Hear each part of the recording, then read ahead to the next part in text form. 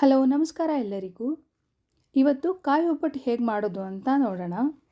ಬೇಳೆ ಒಬ್ಬಟ್ಟಿಗಿಂತನೂ ಬೇಗನೆ ಮಾಡ್ಕೋಬೋದು. ಬನ್ನಿ ಸ್ಟಾರ್ಟ್ ಮಾಡೋಣ. ಮೊದಲು ಕಣಕ ರೆಡಿ ಮಾಡ್ಕೊಳ್ಳೋಣ. ಅದಕ್ಕೆ 2 ಕಪ್ಪಷ್ಟು ಮೈದಾ, 1/4 ಕಪ್ಪಷ್ಟು ರವೆ, 1/4 ಸ್ಪೂನಷ್ಟು ಉಪ್ಪು, 2 ಟೇಬಲ್ ಸ್ಪೂನಷ್ಟು ಎಣ್ಣೆ ಹಾಕಿ ಕಲಿಸ್ಕೊತಾ ಇದ್ದೀನಿ. ಬೇಳೆ ಒಬ್ಬಟ್ಟಿಗೆ ಮಾಡ್ಕೋತೀವಲ್ಲ ಕಣಕ, ಅದೇ ಥರನೇ ಇದನ್ನು ತೆಳ್ಳಗೆ ಕಲಿಸ್ಕೋಬೇಕು. ನಾನಿಲ್ಲಿ ಚಿರೋಟಿ ರವೆ ಯೂಸ್ ಮಾಡಿದ್ದೀನಿ. ನಿಮ್ಮ ಹತ್ರ ದಪ್ಪ ರವೆ ಇದ್ದರೆ ಒಂದು ಸಾರಿ ಮಿಕ್ಸಿ ಮಾಡಿಕೊಂಡು ಹಾಕೋಬೋದು. ಇವಾಗ ಸ್ವಲ್ಪ ನೀರು ಹಾಕ್ಕೊಂಡು ಕಲಿಸ್ಕೊತಾ ಇದ್ದೀನಿ. ಈ ಹಿಟ್ಟನ್ನ 1-2 ಅವರ್ಸ್ ಆದ್ರೂ ನೆನೆಸಬೇಕು. ಹಾಗಾಗಿ ಬೇಗನೆ ಕಲಸಿಟ್ಕೊಂಡ್ರೆ ಒಳ್ಳೆಯದು. ನೋಡಿ ಕಲಸಿದ್ದಾಗಿದೆ. ಇವಾಗ 1-2 ಸ್ಪೂನ್ ಮತ್ತೆ ಮೇಲೆ ಎಣ್ಣೆ ಹಾಕ್ಕೊಂಡು ನಾದ್ಕೋಬೇಕು ಚೆನ್ನಾಗಿ. ಹಿಟ್ಟನ್ನ ನಾವು ಎಷ್ಟು ಚೆನ್ನಾಗಿ ನಾದ್ಕೋತೀವಿ ಅಷ್ಟು ಚೆನ್ನಾಗಿ ಒಬ್ಬಟ್ಟು ಹರಿಯದೆ ಚೆನ್ನಾಗಿ ಬರುತ್ತೆ.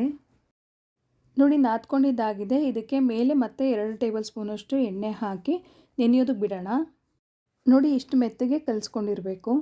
ನಿಮಗೆ 2 ಅವರ್ಸ್ ಎಲ್ಲ ಟೈಮ್ ಇಲ್ಲ ಅಂತಂದರೆ ಇನ್ನೂ ಸ್ವಲ್ಪ ಮೆತ್ತಗೆ ಕಲಸಿ ಚೆನ್ನಾಗಿ ನಾದಿ 1 ಅವರ್ ಆದ್ರೂ ಬಿಡಲೇಬೇಕು. ಇದು ನೆನೆಯೋ ಅಷ್ಟರಲ್ಲಿ ಹೂರಣ ರೆಡಿ ಮಾಡ್ಕೊಳ್ಳೋಣ. 2 ಕಪ್ಪಷ್ಟು ಕಾಯಿ ತುರಿ ತೊಗೊಂಡಿದ್ದೀನಿ. ಅದನ್ನು ಮಿಕ್ಸರ್ ಜಾರ್ಗೆ ಹಾಕ್ಕೊಂಡು ಇನ್ನು ಸ್ವಲ್ಪ ಸಣ್ಣ ಮಾಡ್ಕೋಬೇಕು. ಪಲ್ಸ್ ಮೋಡಲ್ಲಿ 1-2 ಸರಿ ಮಾಡಿಕೊಂಡ್ರೆ ಸಾಕು. ನೋಡಿ ಈ ಥರ ನೀರು ಹಾಕ್ದೇ ಗ್ರೈಂಡ್ ಮಾಡ್ಕೋಬೇಕು. ಒಂದು ಪ್ಯಾನ್ನ ಬಿಸಿಗಿಟ್ಟು ಅದಕ್ಕೆ 3/4 ಕಪ್ಪಷ್ಟು ಬೆಲ್ಲ ಹಾಕೋತಾ ಇದ್ದೀನಿ. ಅದಕ್ಕೆ ಸ್ವಲ್ಪನೇ ನೀರು ಹಾಕ್ಕೊಂಡು ಕರಗಿಸ್ಕೋಬೇಕು. ಪಾಕ ಏನೂ ಬೇಕಾಗಲ್ಲ, ಕರಗಿದ್ರೆ ಸಾಕು ಬೆಲ್ಲ. 2 ಕಪ್ ಕೊಬ್ಬರಿಗೆ 3/4 ಕಪ್ಪಷ್ಟು ಬೆಲ್ಲ ತಗೊಂಡಿದ್ದೀನಿ. ಸ್ವೀಟ್ ಜಾಸ್ತಿ ತಿನ್ನೋರು ಇನ್ನು ಸ್ವಲ್ಪ ಬೇಕಾದರೂ ಹಾಕ್ಕೋಬೋದು. ಆದರೆ ಸ್ವೀಟ್ ತುಂಬ ಜಾಸ್ತಿ ಹಿಡಿಯಲ್ಲ ಕೊಬ್ಬರಿ ಜೊತೆಗೆ.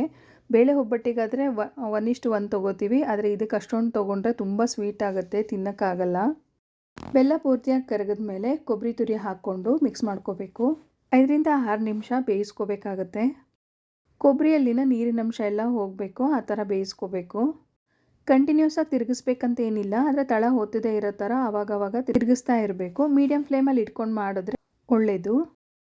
ನೀರೆಲ್ಲ ಹಿಂಗಿದೆ. 1/4 ಸ್ಪೂನಷ್ಟು ಏಲಕ್ಕಿ ಪುಡಿ ಹಾಕ್ಕೊಂಡು ಮಿಕ್ಸ್ ಮಾಡ್ಕೋತಾ ಇದ್ದೀನಿ.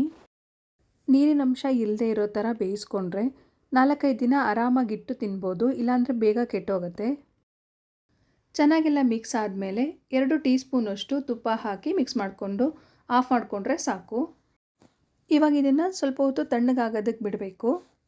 ನೋಡಿ ತಣ್ಣಗಾಗಿದೆ, ಈ ಕನ್ಸಿಸ್ಟೆನ್ಸಿಯಲ್ಲಿದೆ. ಉಂಡೆ ಮಾಡೋ ಥರ ಇರಬೇಕು.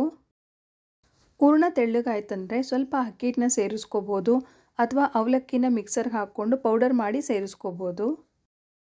ಹೂರಣ ರೆಡಿಯಾಗಿದೆ. ಇವಾಗ ನೋಡಿ ಆವಾಗಲೇ ಕಲಸಿಟ್ಟಂಥ ಹಿಟ್ಟು ಎಷ್ಟು ಮೆತ್ತಗಾಗಿದೆ. ಇವಾಗ ಇದನ್ನು ಚೆನ್ನಾಗಿ ಇನ್ನೊಂದು ಸಾರಿ ನಾದ್ಕೋಬೇಕು. ಹಿಟ್ಟು ಎಳೆಯಾಗಿ ರಬ್ಬರ್ ಥರ ಬರಬೇಕು, ಆ ಥರ ಇರಬೇಕು.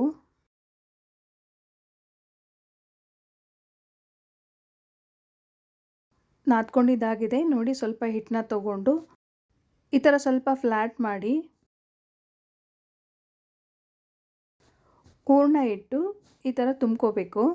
ಹೂರಣ ಮತ್ತು ಕಣಕದ 2 ಕನ್ಸಿಸ್ಟೆನ್ಸಿ ಸೇಮ್ ಆಗಿರಬೇಕು, ಆವಾಗ ಒಬ್ಬಟ್ಟು ಚೆನ್ನಾಗಿ ಬರುತ್ತೆ. ಇಲ್ಲಾಂದರೆ ಹಿಟ್ಟು ಒಂದು ಕಡೆಗೆ ಹೂರಣ ಒಂದು ಕಡೆಗೆ ಆಗಿಬಿಡತ್ತೆ. ನಾನಿಲ್ಲಿ ಇದು ಹೋಳಿಗೆ ಎಲೆ ತೊಗೊಂಡಿದ್ದೀನಿ. ಬಾಳೆ ಎಲೆನಲ್ಲೂ ಕೂಡ ಮಾಡ್ಕೋಬೋದು. ಅದಕ್ಕೆ ಸ್ವಲ್ಪ ಎಣ್ಣೆ ಹಚ್ಕೊಂಡು ಒಬ್ಬಟ್ಟು ತಟ್ಕೋತಾ ಇದ್ದೀನಿ.